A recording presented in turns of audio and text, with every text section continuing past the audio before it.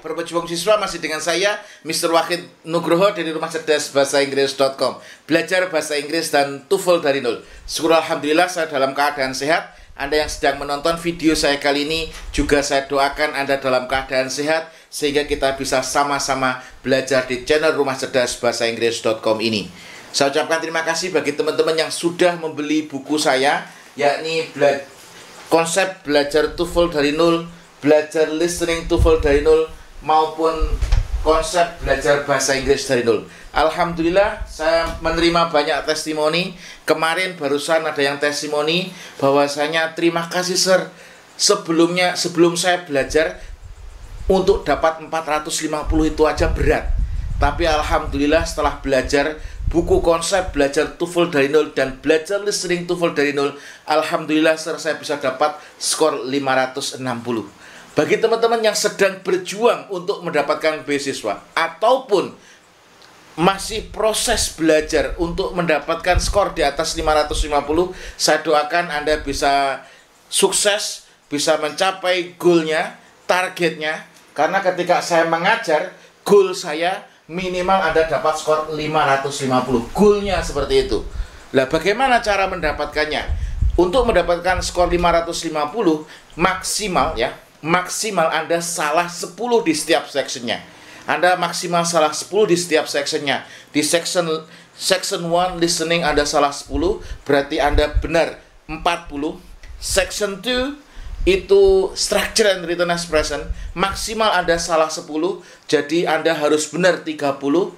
Dan section 3 yaitu reading, Anda salah 10 maksimal, sehingga Anda benar 40. Ketika Anda salah 10 di setiap sectionnya, Anda bisa dapat 554. Boleh melakukan kesalahan, tapi tidak boleh lebih dari 10. Maka dari itu, saya berkomitmen untuk membantu Anda supaya Anda bisa lolos skor TOEFL meskipun Anda mulai belajar dari nol. Makanya buku yang saya tulis di situ adalah belajar listening TOEFL dari nol, konsep belajar TOEFL dari nol, semuanya dari nol. Kenapa harus dari nol? Karena saya yakin Anda ketika mau tes TOEFL itu karena faktor terpaksa, betul? Karena faktor terpaksa. Karena harus, mau tidak mau, Anda harus lolos TOEFL. Kalau Anda harus belajar dari nol, Anda butuh waktu yang lama. Tapi dengan terobosan yang saya buat, Anda bisa lolos TOEFL dengan cepat, tidak perlu berbulan-bulan atau bertahun-tahun. Cukup Anda belajar 1 minggu atau 2 minggu dari buku konsep belajar TOEFL dari nol, insya Allah Anda bisa dapat skor 550. Untuk menyingkat waktu, mari kita langsung bahas. Di sini saya akan membedah pola TOEFL khususnya di listening.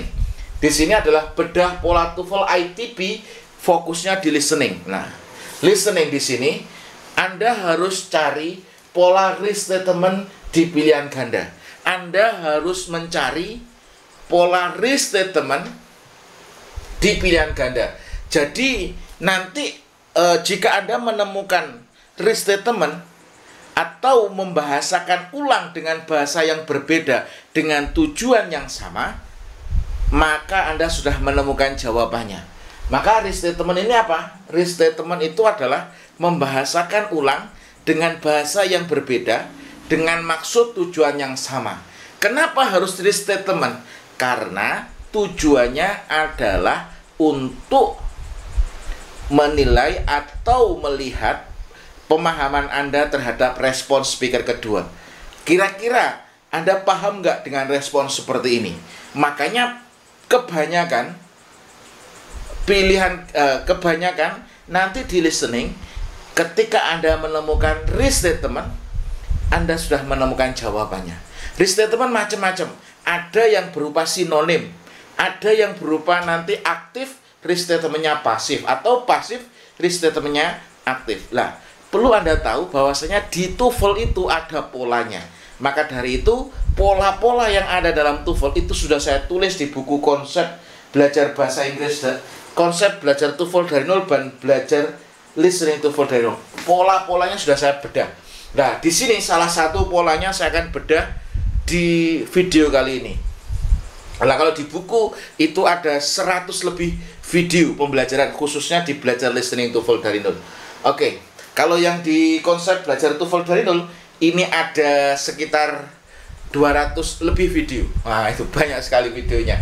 Oke, sekarang kita langsung bahas latihan soal nomor 1. Ini adalah bentuk short conversation atau percakapan pendek antara perempuan sama laki-laki. Perempuan mengatakan, "Were you able to do the last problem in the math assignment?" Apakah kamu bisa mengerjakan masalah terakhir atau soal terakhir di tugas matematika? Man merespon, "No." Berarti dia bisa nggak? Dia tidak bisa ya. "No, it was too hard for me." Tidak, itu terlalu berat bagiku. Terlalu berat maksudnya terlalu sulit bagiku. Lah, narator menanyakan, "What does the man mean?" Nah, di sini adalah maksud dari laki-laki. Laki-laki di sini adalah respon speaker kedua. Jadi respon speaker keduanya, laki-laki mengatakan, "No, it was too hard for me." Itu terlalu berat bagimu. Itu terlalu sulit bagiku, maksudnya gitu.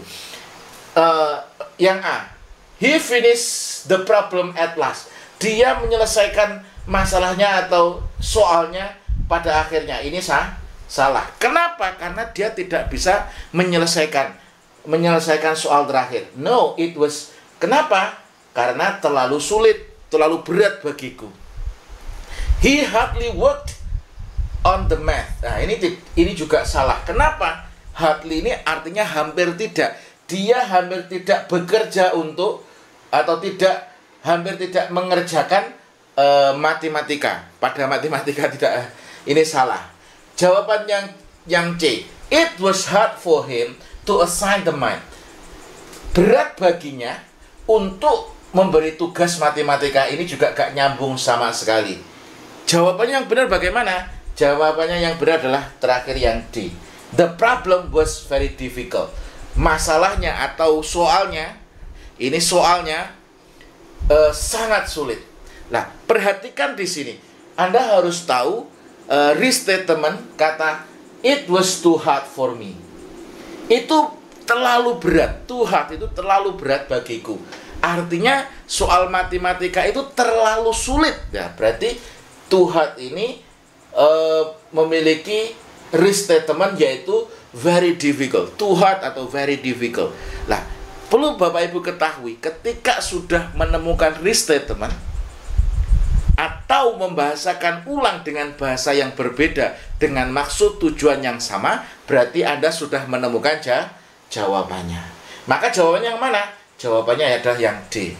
Soal yang nomor 2. Percakapan antara dua orang, woman sama man. Woman mengatakan, "Why did the class move to different room?" Kenapa kelasnya kok pindah ke ruangan yang lain, ke ruangan yang berbeda atau ke ruangan yang lain gitu. Nah, terus man merespon, "We couldn't get into our regular classroom. Someone lost the key." Nah, kita tidak bisa masuk ke kelas yang biasanya itu. Someone lost the key. Jadi seseorang kehilangan kuncinya itu. Jadi kuncinya ketelesut, kuncinya hilang itu. Narator menanyakan, "What does the man mean?" Nah, di sini adalah maksud dari laki-laki. Laki-laki adalah respon speaker kedua. Laki-laki mengatakan, "We couldn't get into our regular class. Someone lost the key." Kita tidak bisa masuk di kelas yang biasanya kita pakai karena seseorang kehilangan kuncinya atau kuncinya kuncinya hilang gitu aja ya. Terus di sini pilihan gandanya, "They were in a regular room." Ini salah. Mereka berada di kelas biasanya. Salah. Kenapa? Karena kuncinya hilang. Kalau kuncinya hilang berarti tidak bisa masuk ke dalam kelas. The key was misplaced. Lah, jadi kuncinya misplaced itu misplaced itu artinya diartikan bebasnya adalah ketelesut. Nah, ketelesut itu apa bahasa Indonesianya ya? Jadi lupa naruh atau ketelesut bahasa Jawanya. Jadi lupa naruh. Jadi kuncinya lupa naruh. Nah, di sini jawabannya yang benar adalah yang B. Nah, Perlu Bapak Ibu ketahui, di sini ada kata misplaced. Misplaced artinya lupa naruh atau ketelesut ya. Di sini lose the key. Lose the key. Artinya di sini memiliki kemiripan atau memiliki kesamaan maksud, tetapi diekspresikan dengan bahasa yang berbeda. Ini disebut dengan teknik restatement. Makanya teknik restatementnya di sini, kalau di sini adalah someone lose the key, ini adalah bentuk aktif. Nah, di sini misplaced ini adalah bentuk pasif. Nah, cara membahasakan ulang dengan bahasa yang berbedanya dengan bahasa yang dengan bahasa pasif. Kuncinya lupa naruh atau ketelesut ya. Kalau jawaban yang C ya, he is taking a different class. Dia mengambil kelas yang lain. Ini juga salah. Kenapa? Karena yang ditanya di sini adalah maksud dari respon speaker kedua. Seseorang itu kehilangan kunci atau ketelesut kuncinya. Kehilangan kunci. Jawaban yang D, he has the key to the class. He has the key to the classroom. Dia memiliki kunci untuk kelas tersebut. Ya, ini salah juga. Karena yang ditanya adalah maksud dari respon speaker kedua, bahwasanya kuncinya hilang atau kuncinya ketelesut. Jadi di situ restatementnya adalah the key was misplaced. Kemudian soal yang terakhir ya, soal nomor 3. Laki-laki mengatakan, was the concert well received? Apakah pertunjukannya, konsernya diterima dengan baik? Woman merespon, the audience applauded for a long time after the performance. Jadi audiens atau para pemirsa itu tepuk tangan for a long time, dalam waktu yang lama. Berarti tepuk tangannya lama, plok plok plok plok plok plok plok. Berarti konsernya berhasil gitu ya. Karena tepuk tangannya lama. Narator menanyakan, what does the woman say about the concert? Apa yang dimaksud dari perempuan tentang konser? Woman adalah respon speaker kedua. Jadi di sini audiens pemirsanya itu tepuk tangan lama, berarti memberikan apresiasi terhadap konser, berarti diterima dengan baik.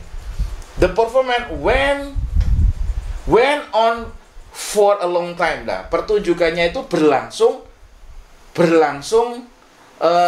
dalam waktu yang lama. Ini salah. Jadi yang lama itu bukan pertunjukannya itu. Kalau pertunjukannya berlangsung dengan lama itu nggak cocok. Kenapa? Karena di sini woman merespon pemirsa itu tepuk tangan yang lama. Nah, for a long time. Jadi tepuk tangannya yang lama. Berarti audiensnya merespon positif, well received ya. Berarti jawaban yang A salah. There was applause throughout the performance. Nah, terdapat tepuk tangan terhadap pertunjukannya. Berarti tidak appreciate itu, maksudnya tidak menilai positif itu. Ya cuma ada yang tepuk tangan saja itu. Nah, terus yang C, the people clapped on and on after the concert. Nah, di sini ada kata applauded, ini ada tepuk tangan, ini ada clap, ini juga tepuk tangan. On and on. Nah, on and on ini secara terus-menerus. Jadi tepuk tangan secara terus-menerus artinya audiens merespon positif terhadap konser. Jadi konsernya diterima dengan baik. Nah, di sini applauded on and on secara terus-menerus. After the concert, setelah pertunjukannya, berarti konsernya diterima dengan baik dan audiens merespon dengan positif, mengapresiasi konsernya. Jawabannya yang benar adalah yang C. Yang D, the audience waited for a long time for the concert to begin. Nah, ini audiens itu atau pemirsa itu menunggu lama untuk konser mulai. Nah, ini juga salah. Ingat, yang lama apa? Tepuk tangannya ya. Yang lama itu adalah tepuk tangan.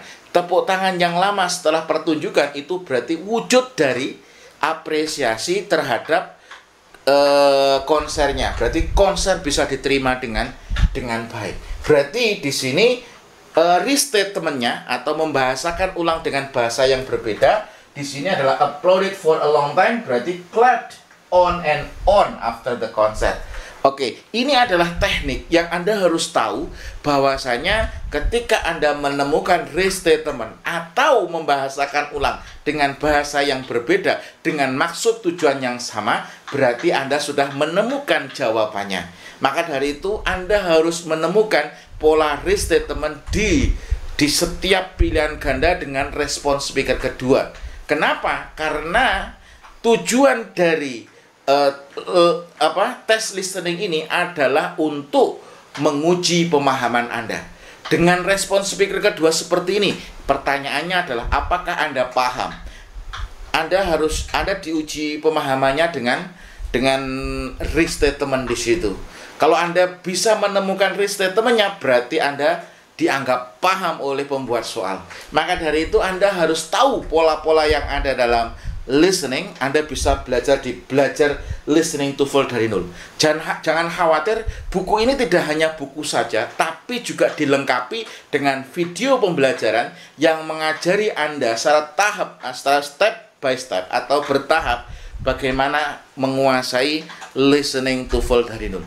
Sekian video ini, semoga bermanfaat. Terus belajar, tingkatkan kemampuan. Saya doakan Anda semakin sukses di studi maupun karir, sehingga Anda menjadi bisa lulus S2 maupun S3 dengan beasiswa. Sekian, kurang lebihnya mohon maaf. Assalamualaikum warahmatullahi wabarakatuh.